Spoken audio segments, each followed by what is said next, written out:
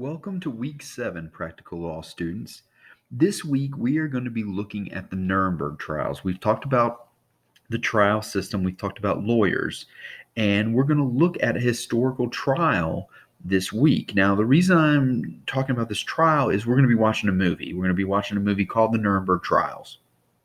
And the reason I want to show you the movie is it does a good job showing all the work that goes into building up a trial, gathering witnesses, gathering evidence, planning opening statements, planning closing statements, things like that. And then it actually shows you the steps of the trial. Okay. And I'm doing this because we are going to be doing a mock trial in a couple weeks, and I want you prepared for your different roles, okay? And to see the amount of work that goes into it, to see some of the different perspectives that can go with it, and to give you an idea of how you should act during the trial. So before we watch the movie, I want to give you the historical background to the Nuremberg trials. Now, the Nuremberg trials lasted from 1945 into 1946. And one of the big questions that they try to answer, and one of the questions that I would ask my students, would be, what is evil? In fact, one of the characters that we talk about here in just a few minutes, that is his main goal with these trials, to discover what is evil. And we'll comment on that in just a few seconds, okay? Now, the first question I want to answer here is, why did the Allies choose Nuremberg to hold the trials? The main reason they decided to hold the trials at Nuremberg is because Nuremberg was the spiritual capital of the Nazi Party. Okay, the Nazis used to hold huge rallies here, and you can see there's a picture of Adolf Hitler in front of one of the crowds. I'm going to go on and move forward and show you some other pictures of some rallies held at Nuremberg. And remember, the Germans, especially Hitler, was very interested in documenting everything that the Nazis did. So we have these very elaborate publicity shots. We have these very elaborate movies of these rallies at Nuremberg so that Hitler could show not only the German people, but the world how much power he thought he had. Okay, so they were very, very staged. They were very, very deliberate. You can see here, very planned out, symmetrical. Everything's even on both sides. Okay, so for the Nazis, Nuremberg was their spiritual capital. It is where they held huge rallies. Now, there's a couple other reasons I think that the Allies focus on Nuremberg. Number one, they are trying to make a point. They are going to hold a trial in Germany, in a country where, had their leader survived, had Hitler survived, Hitler would have never done this to the Allies. Okay, if the roles had been reversed and Hitler had won and he decided to put the Allied leaders on trial, he would have never given them a trial like this. In fact, we know that from the Holocaust and from what he did to the undesirables, Jews, homosexuals, political prisoners. He never granted them the benefit of a trial like the Allies are going to give the Nazis. Okay, so there's some form of,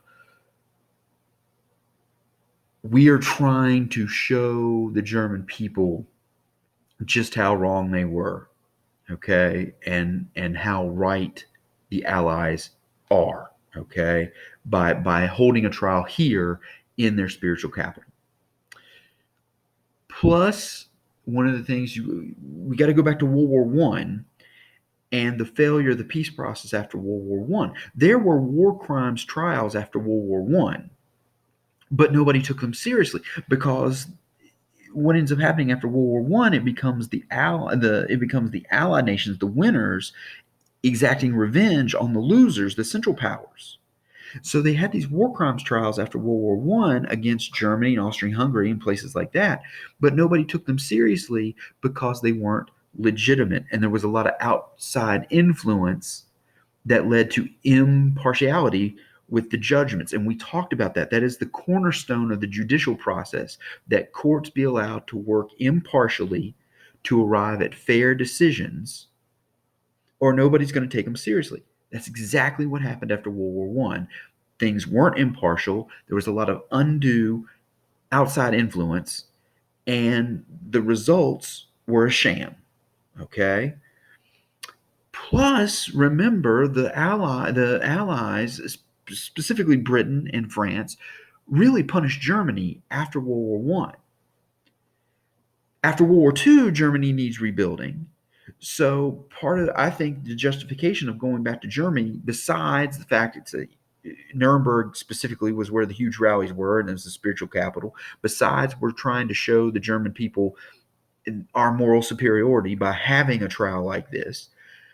But we are also trying to help Germany out financially because it's going to cost a lot of money. We're going to spend a lot of money on these Nuremberg trials, money that Germany desperately needs. And if you remember, after World War One, Germany was in a financial crisis because it was forced to pay all these reparations. Okay, so there's the history from World War One. We're trying to help Germany out. Nuremberg was destroyed. In fact, when the trials are going on, it's still rebuilding. They're still digging out bodies from Nuremberg. Because remember, Germany gets bombed a lot during World War II. Okay, so we're trying to remember the mistakes from the end of World War One, so we don't repeat them here at World War II. We're trying to show the Nazis how wrong they were in terms of their moral bearings. And the big thing is, this is where the Nazis would go for their huge rallies. It's considered their spiritual capital. So all of this is playing a role in why Nuremberg is chosen to hold as the site for the trials. Nuremberg also is where the Nuremberg laws originated. These laws were the laws that stripped Jews of their citizenship, their right to vote, their jobs, and their property. They were passed in 1935, and they set Germany on the road that will eventually lead them to the Holocaust. Okay? Because what these laws did is they basically made Jews, in particular, second citizens. Okay? Maybe not even second citizens, maybe like, at the very bottom of the social classes. Okay? And these laws originated in Nuremberg. Okay? So there's another reason that we're going to hold the trials in Nuremberg. All right?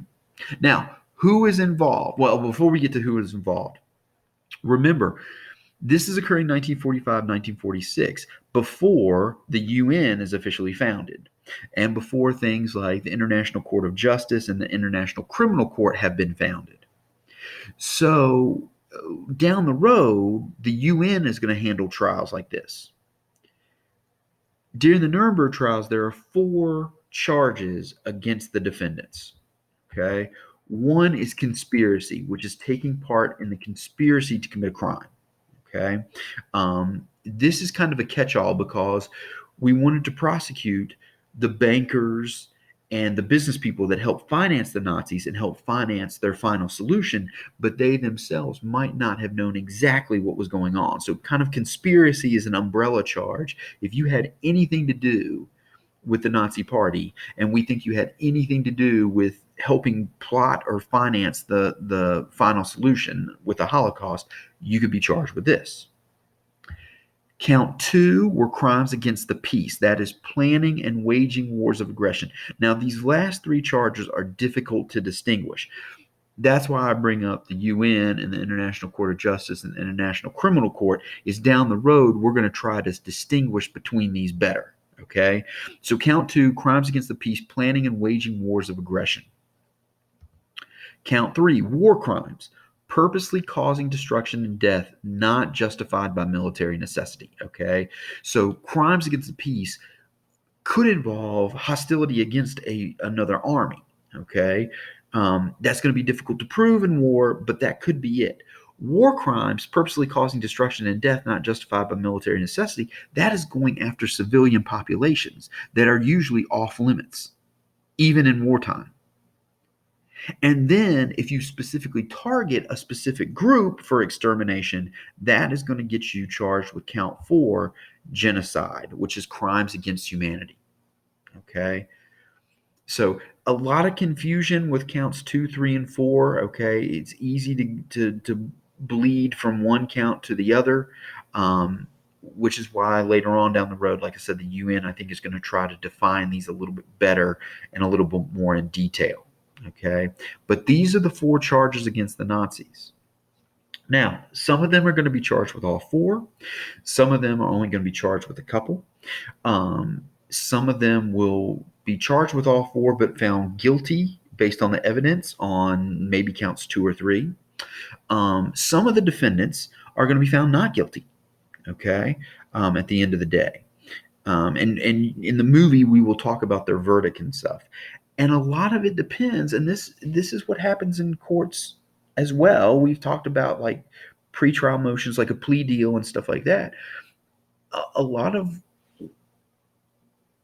the verdicts depend on what the defendants do during the trial and how they respond to these charges. There are going to be a couple of guys in here that actually show remorse for the Holocaust and for their part in it. And they're going to be found guilty, but they're going to be given a lesser sentence because they take responsibility for their actions. Okay. Some of the defendants are not going to do that, and they will receive a much tougher punishment. Okay. And then some of them, by virtue of the fact of what they're charged with and what they're found guilty of, some of them are going to receive a stiff punishment anyway. Okay. Now, who are the people in this film? Who are the people in this trial? Okay. The first one is Robert Jackson. He is the lead U.S. prosecutor.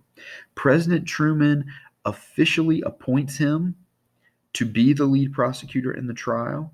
He is actually a Supreme Court justice. He is serving on the Supreme Court when President Truman asks him to go to Nuremberg and be the lead U.S. prosecutor. So he takes a leave of absence from the bench. He does not believe in the death penalty. All right.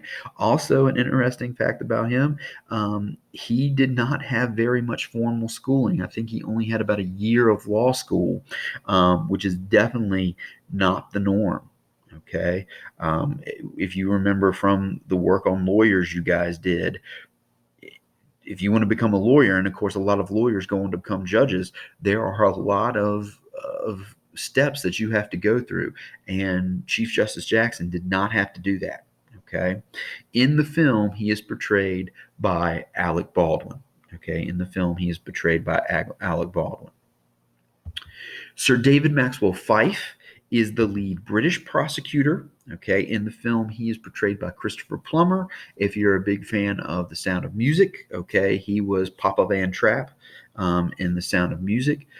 David Maxwell Fyfe, besides being the lead British prosecutor, he was also Churchill's Attorney General, Churchill being Prime Minister during World War II. Sir David Maxwell Fyfe was Churchill's Attorney General. He will be the lead British prosecutor in the Nuremberg trials. Dr. Gustav Gilbert. Now, Dr. Gustav Gilbert, he is a U.S. psychologist. He is with the Army. He is Jewish. Okay. And he is very much interested in the question that I posed at the beginning. What is evil? So he spends a lot of time interviewing the defendants, interviewing the Nazis for their motivations on the Holocaust. And he writes a book. There is a real book that he wrote based on those interviews. And for him, at the end of the day, when he tries to answer that question, what is evil? For him, it is lack of empathy.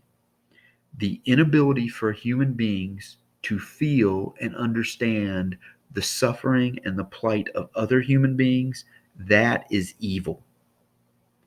And that's what he discovers when he interviews these Nazis on why they took part in the Holocaust. Okay, especially those that admit guilt afterwards. Okay. Now, who are your defendants? Hermann Goering.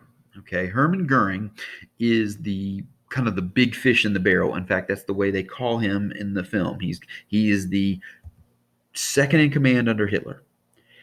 A lot of Hitler's advisors, a lot of Hitler's key generals end up committing suicide along with Hitler at the end of the war. Okay, Goering was asked to commit suicide by Hitler, but he didn't want to commit suicide and he didn't want to kill his family, so he surrenders to the Allies. Okay, because that's another thing that happens. a bunch of the high-ranking Nazis end up committing suicide and have their families commit suicide as well. Okay, Goebbels, for example, committed suicide and had his family commit suicide as well. Goering doesn't want to do that. Okay, Goering was also head of the Luftwaffe, which was the Nazi Air Force during World War II. He is charged on all 4 counts and found guilty on all 4 counts. He is sentenced to be hung. But right before, and I don't want to give too much away, but right before the date of execution, he takes a cyanide pill and commits suicide because he doesn't want to be hung. In fact, he asked for a firing squad because he's in the military, and they say no, and he doesn't want to be hung. So he does eventually end up committing suicide before the date of execution. Albert Speer. Albert Speer was the Nazi head of armaments and war production. He is one of those that admits guilt and expresses remorse for the Holocaust. And even though he is charged on counts 3 or 4, which is that genocide, he is found guilty for genocide because he helped finance and plan out the final solution. Because he feels guilt and admits guilt, he is going to get an extended prison sentence. He's not going to be He's not going to be executed. He's not going to be sentenced to life in prison. But he is going to be given an extended prison sentence. But again, it's probably because he expressed guilt and he expressed remorse for his role in the Holocaust. Okay, and a bunch of the other defendants won't do that. Rudolf Hess. Now, Rudolf Hess is a very interesting character in the film. Rudolf Hess was the 3rd-ranking Nazi. So you had Hitler, you had Goering, and you had Hess. Okay, he fled to Scotland in 1941. Okay, now according to Rudolf Hess, when he fled to Scotland, he was actually looking to kind of defect to Britain and either help Britain defeat Hitler or try to work out a deal between Hitler and Britain, kind of like an alliance or something like that. But he ends up spending most of the war in Britain. And because of that, Goering hates him. Okay, he is going to be found, and because he's in Scotland and he's in England for most of the war, he's going to be charged on counts 1 and 2. Okay, conspiracy and then waging war of aggression. Okay, Hess, during the film and during the trial in real life, acts very strangely. He puts his shoes on the wrong feet. He doesn't answer questions completely. You ask him a question and he answers incorrectly, if he answers at all. Like I said, and they can't quite determine if he has really lost his mind, like he has no concept of what's going on, and doesn't realize the seriousness of the trial, or if it's just an act, because he knows if he acts this way, then they cannot order the death penalty. Okay, and he will be found guilty and he will be sentenced to life in prison. Okay, now he will also commit suicide, but he commits suicide in the 1980s. Okay, I think 1981 is when he commits suicide in jail. Karl Dönitz. Karl Dönitz was the Grand Admiral of the Nazi U-boat fleet. He is charged and found guilty on counts 2 and 3. Karl Dönitz was also the man that Hitler personally chose to surrender the Nazi forces to the Allies during World War II. You might ask why he didn't choose Goering, since Goering was his second command. I think it's because he figured Goering was going to commit suicide, and Goering would not be alive to surrender the forces. So Dönitz is the man that actually surrenders the Nazi forces to the Allies in World War II. He's also, like I said, Grand Admiral of the Nazi U-boat fleet. Julius Streicher. Julius Streicher was editor of Der Stürmer. Der Stürmer is a propaganda newspaper. He's a very early member of the Nazi Party. He was known for accusing Jews of murder, rape, and conspiracy, and he also was an early advocate for the annihilation of the Jewish race. He helped pass the Nuremberg laws. And like I said, his newspaper, Der Stürmer, is a propaganda newspaper that's read almost weekly by the Nazis. Okay. And from the pictures here, as well as here, you can notice he's got the Hitler mustache right there and the bald head. Okay, so he's got the mustache because he idolizes Hitler. He's got the bald head because he idolizes Mussolini. Okay, so he is a big believer in fascism. All right, both the fascism of the Nazi Party and the fascism of Italy. Der Stürmer, okay, is an anti-Semitic newspaper right here. Die Juden, sorry, at the bottom there. Die Juden sind unser Unglück is translated means the Jews are bad luck.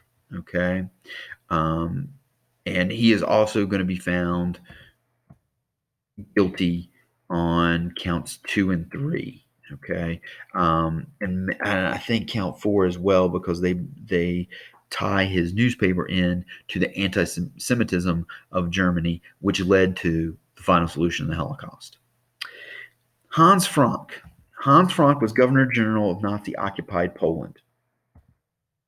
He set up the extermination camps, principally Auschwitz. Okay, he is charged and found guilty on counts 3 and 4. Hans Frank is one of the most tragic figures, probably, of the trial because he also comes to admit guilt. And Dr. Gilbert interviewed him, and Hans Frank said, it's like there are two people inside me. Okay. There's the person that's saying what you're doing is wrong. You know what you're doing is wrong.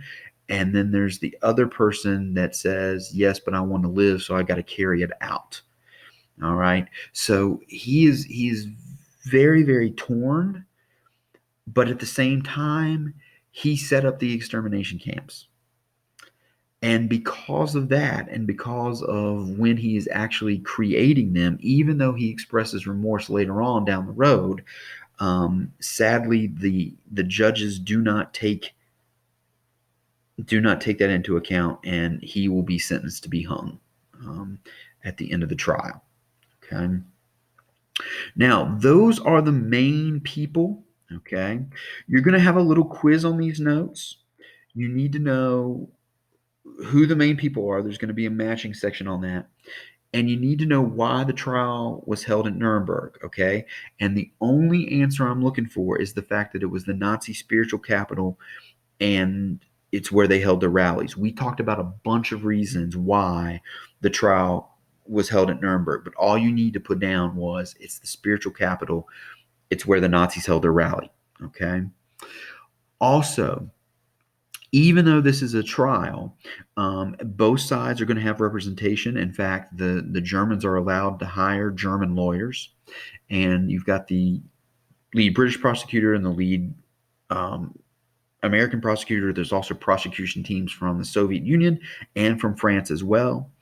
This is going to be kind of one of those inquisitional systems because the judges are also going to be questioning witnesses and listening to evidence, and it will be the judges that make the final decision. Okay, there will not be a jury here. The judges will be the jury in this trial, and you will see that in the film.